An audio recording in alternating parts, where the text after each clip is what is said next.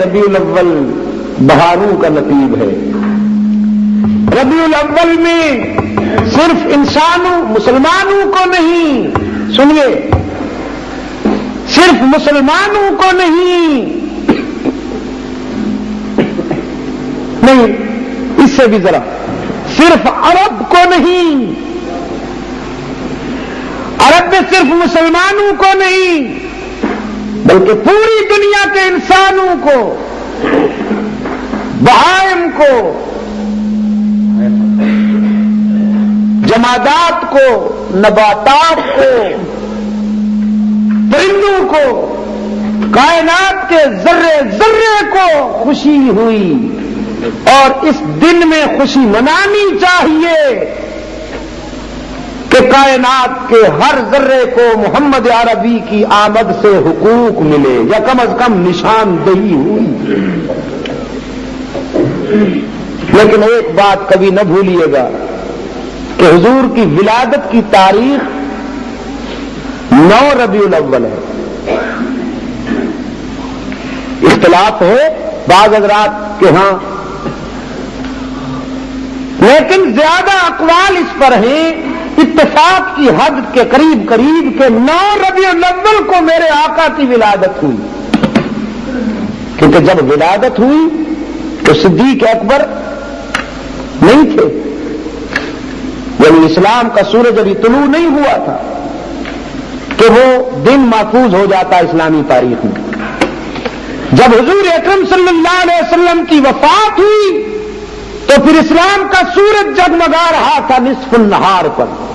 وہ تاریخ متعین ہے اور بالاتفاق حضور اکرم صلی اللہ علیہ وسلم کی تاریخ وفات جو ہے وہ 12 ربیع الاول ہے. خوشی تو ضرور منائیے حضور اکرم کی ولادت کی، لیکن میری سمجھ میں یہ بات نہیں آتی کہ 12 ربیع الاول کو یہ ڈھول ڈھمکے، یہ بھنگڑے، یہ ناچ اور رقص، جس دن ہمارے آقا کی وفات ہوئی ہے اس دن اگر امت جشن منائے تو میں سمجھتا ہوں کہ یہ بڑی سنگ دلانہ رسم ہے. کوئی شخص اپنے آقا کی موت پر خوشی نہیں مناتا. خوشی منانے کا طریقہ کیسے ہونا چاہیے؟ حضور اکرم صلی اللہ علیہ وسلم کی آمد پر، ولادت پر خوشی کیسے منانی چاہیے؟ اس کے لیے میں آپ کو اگزامپل دیتا ہوں صحابہ کرام کے کردار کا کہ خوشی صدیق اکبر کی طرح منانی چاہیے. حضور کی ولادت کی خوشی فاروق اعظم کی طرح، عثمان ذو النورین کی طرح، سیدنا حضرت علی کی طرح، حسنین کریمین کی طرح، اور صحابہ کرام کا وہ عظیم لشکر جو اپنے استاد کامل کی تعلیمات کا شاہکار ہے، جس طرح انہوں نے خوشی منائی، اپنی پوری زندگی رسول اللہ کی غلامی میں وقف کر دی. بخدا ہم سب نے مر جانا ہے، اللہ کے حضور پیش ہونا ہے. موت سے پہلے آپ کو بتا دوں کہ حضور اکرم صلی اللہ علیہ وسلم کے میلاد کی خوشی میں کسی صحابی نے چراغاں نہیں کیا، کسی صحابی نے بھنگڑا نہیں ناچا، الیاذ باللہ، رقص نہیں ہوا. انہوں نے میلاد کی خوشی یوں منائی کہ اپنے جذبات، اپنے احساسات اور اپنی زندگی کا ایک ایک زاویہ حضور کی غلامی اور اطاعت میں وقف کر دیا.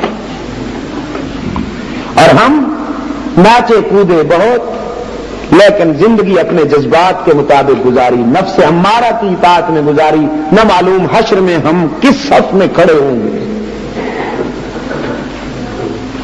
سرکار دو عالم صلی اللہ علیہ وسلم کی ولادت باسعادت ہوئی. سیدہ آمنہ فرماتی ہیں والد گرامی تو پہلے ہی دنیا چھوڑ چکے، جناب آمنہ بیوگی کا زمانہ گزار رہی ہے. سیدہ آمنہ فرماتی ہیں مادی نقطہ نظر سے، دنیاوی نقطہ نظر سے میری بے سر و سامانی کا یہ عالم ہے کہ گھر میں اتنا تیل نہیں کہ چراغ جلاؤں اور اپنے گھر کے اندھیرے دور کر سکوں. جس شب کو محبوب خدا پیدا ہو رہے ہیں، فرماتی ہیں گھر میں اتنا تیل میسر نہیں کہ دیا جلاؤں اور اندھیرے دور کر سکوں، لیکن جب حضور پیدا ہوئے تو پھر کسی چراغ کی ضرورت نہ رہی۔ سبحان اللہ۔ پھر آمنہ فرماتی ہے کہ نظر وہاں چلی گئی جہاں امکان انسانی نے بھی ساتھ نہ دیا، حضور اکرم صلی اللہ علیہ وسلم کی بعثت۔ ہاں، یہاں میں اپنے عزیز نوجوانوں کے لیے بھی ایک بات کہتا جاؤں، جن کو لیمن بڑا غریب پرور نظر آتا ہے، جن کو چین کا ماؤ بڑا غریب پرور نظر آتا ہے، یہ انٹرنیشنل مداری، یہ بین الاقوامی ایکٹر جنہوں نے غریب پروری کے جھانسے میں اپنے نفس کی پرورش کی اور پوری قوم کو انہوں نے یرغمال ہائی جیک کر کے ان سے بگاڑ لی۔ جہاں تک غریب پروری کا تعلق ہے تو محمد عربی صلی اللہ علیہ وسلم کے معیار پر پوری انسانی قیادت میں کوئی اور ڈھونڈ کے دکھائیے۔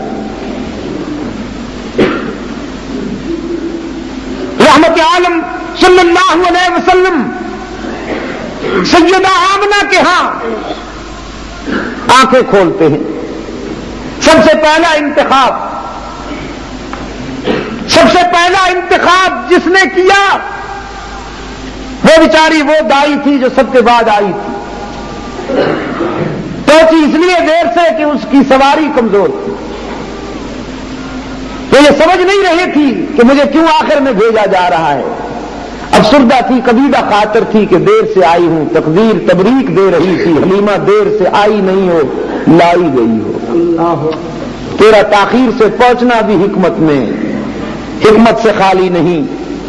چنانچہ حلیمہ آ رہی ہے، حوازن کی دائیاں جا رہی، جانے والیوں نے آنے والی سے کہا کہ ہم تو گود ہری کر کے جا رہی ہیں بڑے بڑے خاندانوں کے بچوں کو لے کر، تو آخر میں آئی ہے تو تجھے کیا ملے گا؟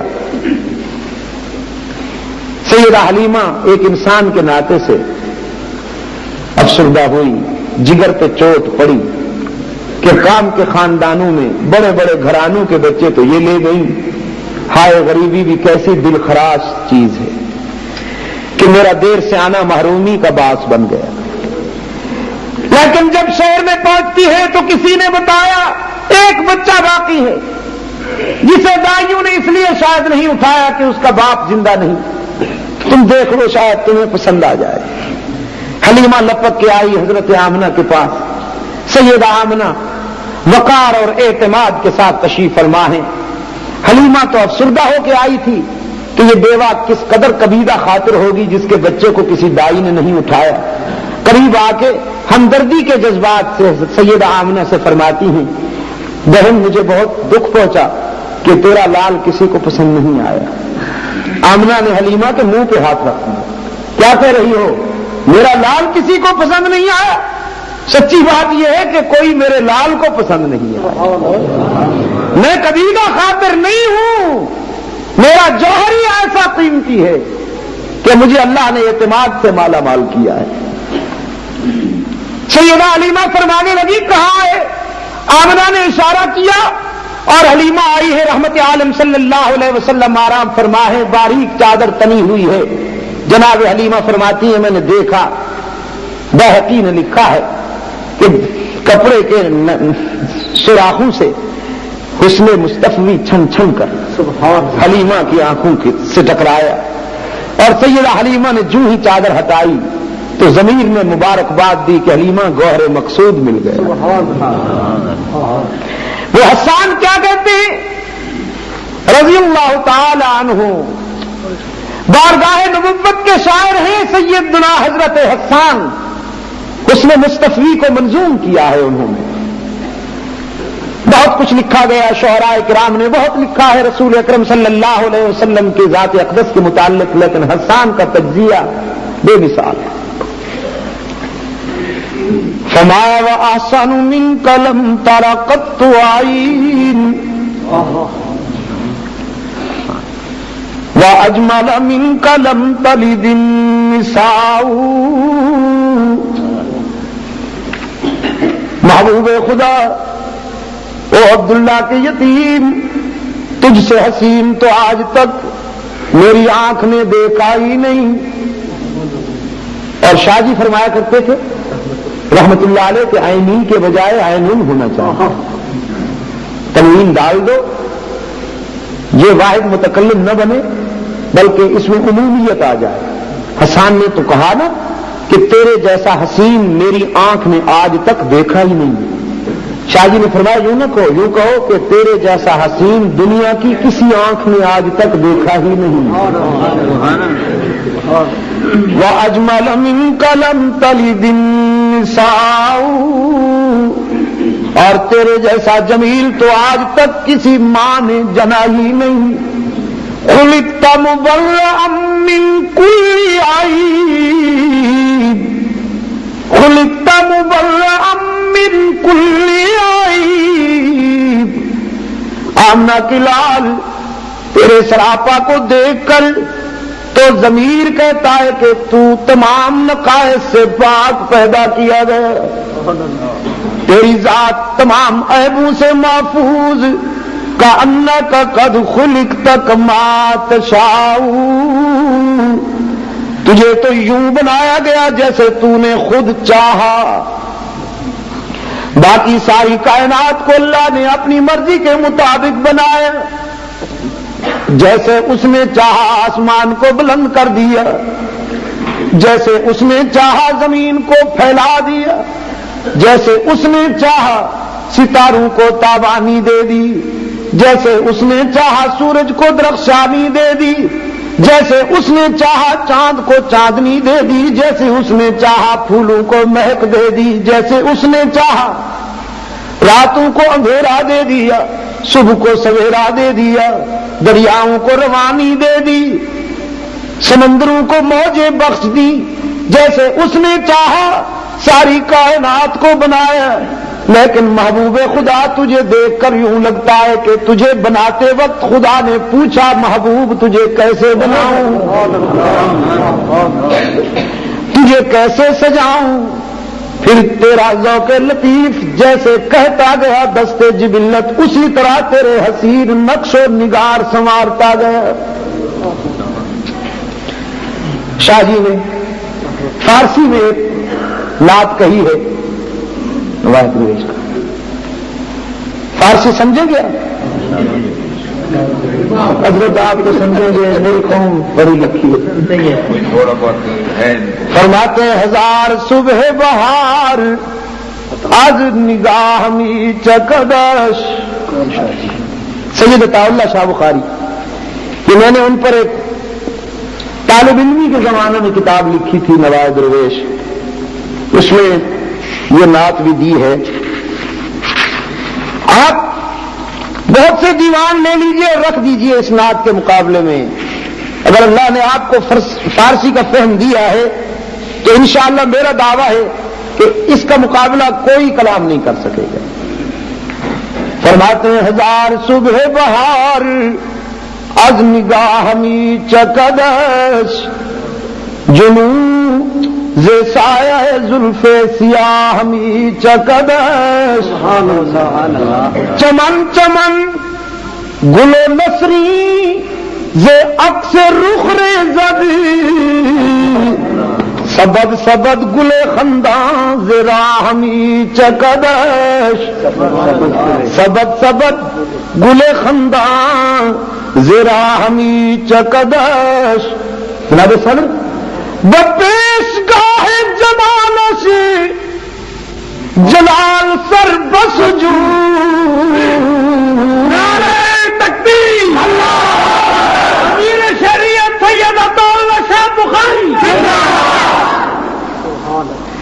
بپیش گاہ جمالش جلال سر بس جو،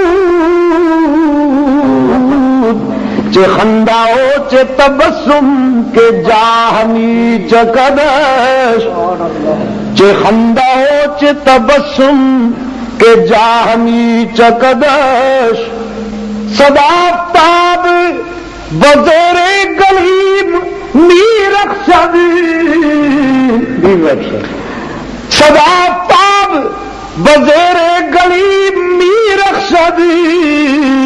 زے دل کے فقر چے گویم کے مامی چکدش اور ہزار حشر بدامن ہزار فتنہ بجے ہزار فتنہ ز چشم سیاہ می چکدش نگاہ کنے ببخت بلند بے وزنے نگاہ اس اجڑی ہوئی بیوہ کی خوش قسمتی تو دیکھو اللہ اللہ کہ جو بیوگی کے زمانہ میں زندگی کے 40ویں سال سے گزر رہی ہے. نگاہ خدیجہ خاتون اول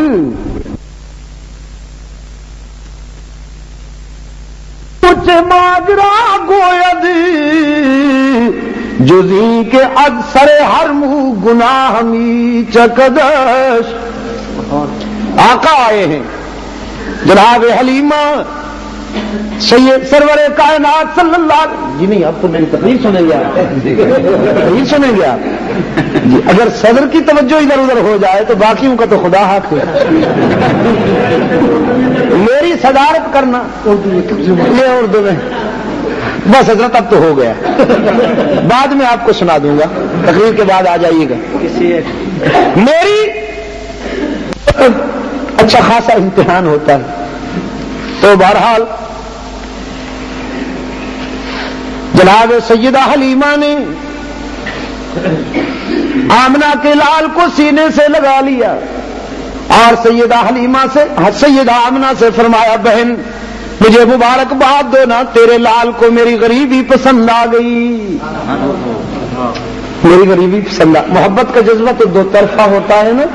رحمت عالم صلی اللہ علیہ وسلم کو سینے سے لگا کر گئی. باہر آئی شوہر سے کہا میں وہ لال لائی ہوں جو کسی نے نہیں اٹھایا اور اس کی ماں نے کہا تھا کوئی میرے لال کو پسند نہیں آیا. جب میں نے دیکھا تو میرے ضمیر نے بھی یہی کہا کہ ہاں ایسے بچوں کو پسند نہیں کیا جاتا, ایسے بچے تو خود پسند کیا کرتے ہیں. اب لائی ہوں اٹھا کے مگر اونٹنی کمزور ہے نا, سست رفتار ہے نا. آج تو میرے پاس عرب سماج کا وہ سرخ اونٹ ہوتا کہ اس پہ اپنے محبوب کو بٹھاتی وہ چٹکی میں لے جاتا. اور بیچاری کمزور اونٹنی حلیمہ کی یہ باتیں سن کر شاید زبان حال سے کہہ رہی ہو کہ حلیمہ تم نے میری ناتوانی دیکھی ہے, جس کو اٹھا کے لائی ہو اس کی برکتیں نہیں دیکھی. جب تو مجھ پہ سوار تھی تو میں قدم نہیں اٹھا سکتی تھی, اب جسے تو لے کے آئی ہے بٹھا تو صحیح, قدم وہاں رکھوں گی جہاں نظر پڑے گی. سرکار عالم صلی اللہ علیہ وسلم کو کلیجے سے لگا کر حلیمہ اونٹنی پر بیٹھی ہے اور اونٹنی ہوا سے باتیں کر رہی ہے. کئی گھنٹے پہلے چلا گیا تھا جو حوازن کی دائیوں کا قافلہ, حلیمہ کی اونٹنی نے اسے چند لمحوں میں پا لیا. دائیوں نے اپنے پیچھے گرد اڑاتی ہوئی ایک اونٹنی دیکھی, ایک دوسرے سے کہنے لگی کوئی لٹیرا تو نہیں آ گیا. فطرت مسکرانے لگی لٹیرا نہیں آ گیا, دنیا فکر و نظر کے لیے سویرا آ گیا. حلیمہ قریب سے گزری تو وہ کہنے لگی حلیمہ یہ تو نے اونٹنی کہاں سے بدل لی, تیری اونٹنی تو بہت کمزور تھی. حلیمہ کہنے لگی پہچانو نا اونٹنی نہیں بدلی, اس کی رنگت دیکھو, قد و قامت دیکھو, اس کے تمام حلیہ وہی ہے, سواری نہیں بدلی, سوار بدل گیا. مجھے اللہ نے وہ عطا کر دیا جو تمہارے مقدر میں نہیں تھا. حلیمہ گھر لائی ہے اور پھر غریبی سامنے آ گئی. سوچتی ہیں کیا کروں, دودھ گھر میں نہیں, بکریاں کمزور ہیں. جو بکری کبھی دودھ نہیں دیا کرتی تھی حلیمہ کی نظر پڑی تو اس کے تھنوں میں دودھ اتر آیا ہے. جلدی سے برتن اٹھایا, دودھ نکالنے بیٹھی, برتن ایک بھر گیا, دوسرا لائی, وہ بھر گیا, تیسرا بھر گیا, گھر کے سارے برتن بھر گئے لیکن بکری کا دودھ ختم نہیں ہوتا.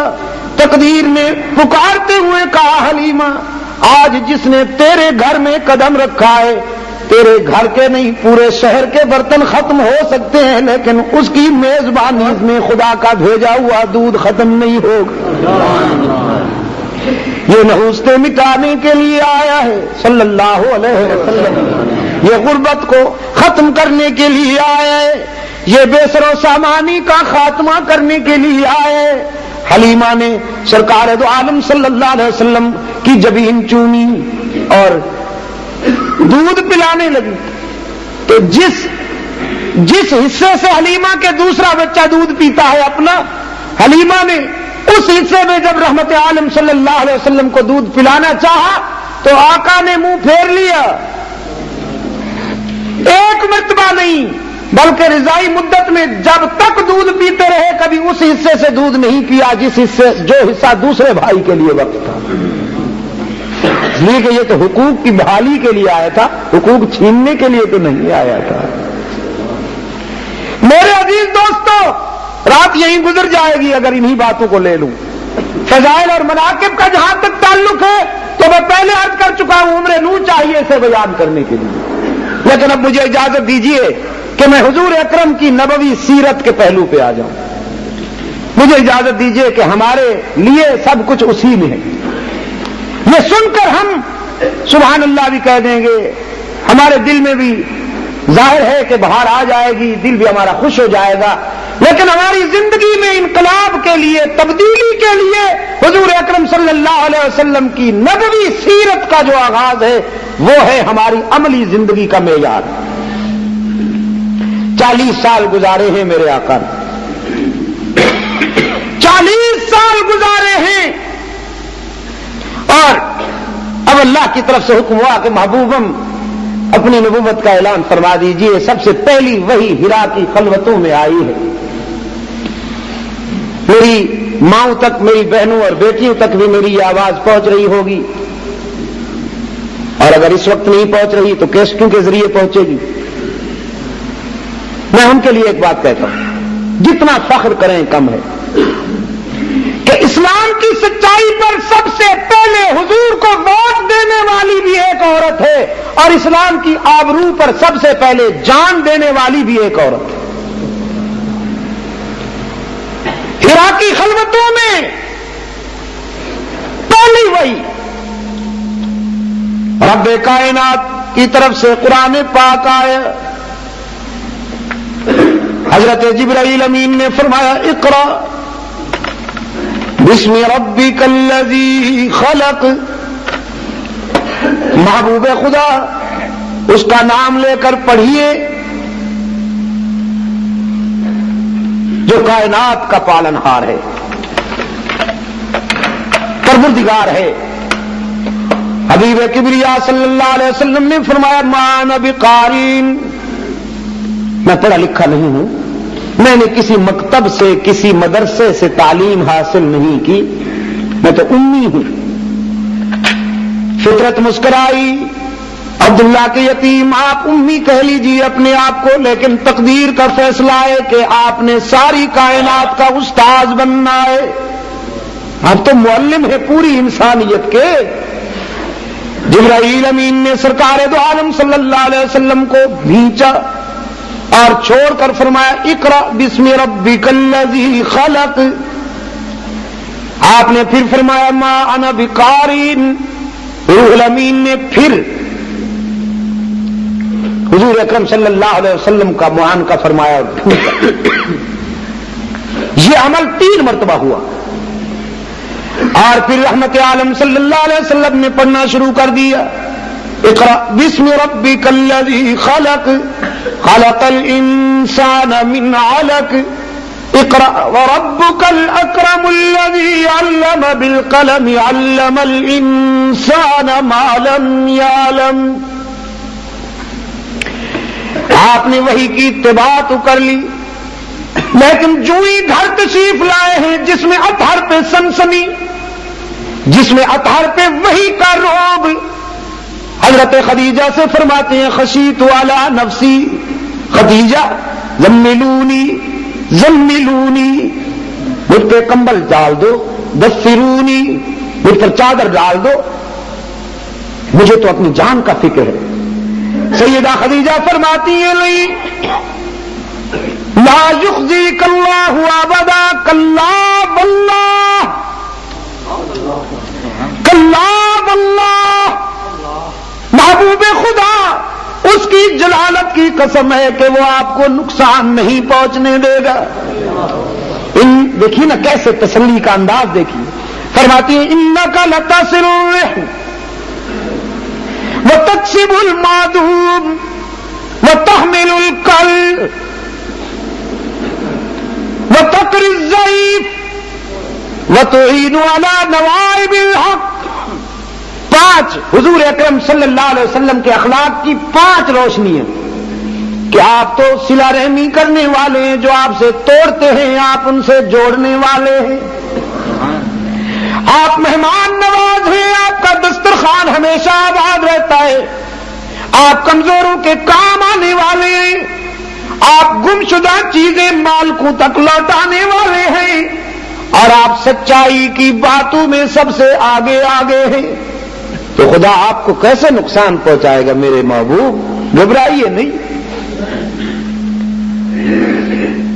اہل نظر جناب صدر مجھے اجازت دیجیے، یہی ایک تجزیہ اور بھی کرتا جاؤں، مجھے بے قرار کر رہا ہے وہ تجزیہ۔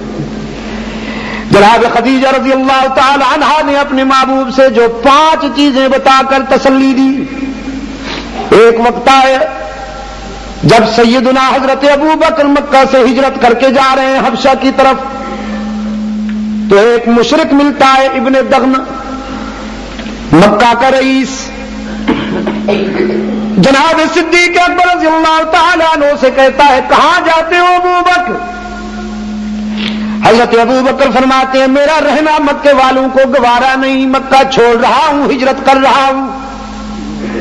ابن دغنہ کہتا ہے مثلک لا یخرج، یا ابا بکر تیرے جیسے لوگ اس قابل نہیں ہوتے کہ انہیں شہروں سے نکالا جائے، تو نکل جائے گا تو آبادی کیسے آبادی رہے گی؟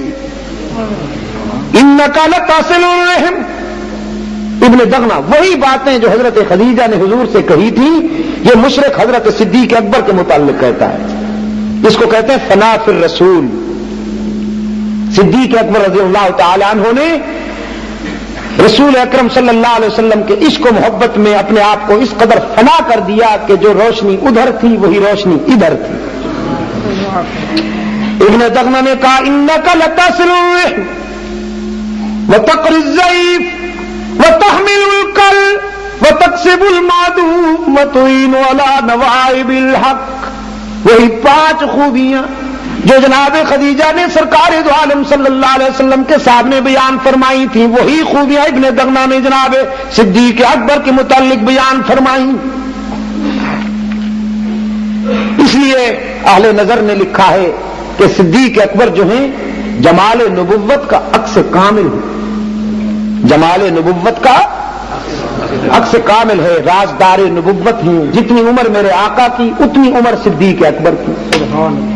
جس تاریخ کو رحمت عالم صلی اللہ علیہ وسلم نے وصال فرمایا، اسی تاریخ کو جناب صدیق اکبر نے دنیا چھوڑ دی۔ جہاں میرے آقا نے ڈیرے لگائے وہیں صدیق اکبر نے ڈیرے لگا لیے، اور حضور نے فرمایا حقذا نحشر یوم القیامہ، جس طرح ہم دنیا میں ایک دوسرے سے جدا نہیں ہوئے، حشر میں بھی اسی طرح اٹھیں گے۔ اور میں کہا کرتا ہوں جناب صدیق اکبر رضی اللہ تعالی عنہ کے مقام اور مرتبے کے پیش نظر کہ معین محمد